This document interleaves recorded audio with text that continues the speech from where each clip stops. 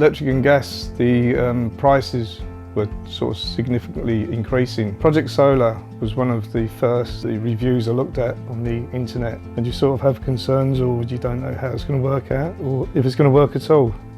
The battery system is the one I took because that charges up during the daytime and any excessive kilowatts goes to the grid. It was a 75% saving in usage. It's just a straightforward benefit.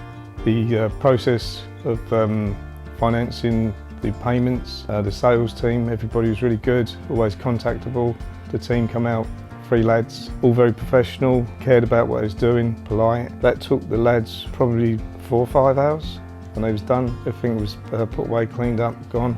Everything was left tidy, and even one of them put a tile on my roof for me to save me paying that extra money for that. Explained everything to me, how it worked, installed the app on my telephone. Since that day, all my electric is down, there's hardly anything used, and even now, mid-February, there's days where we're not using any electric at all. The battery's charged up to sort of 70%, and it lasts up till sort of 10, 11 at night. As the days get longer, it's just going to get better. So it's one of the best things I've ever done.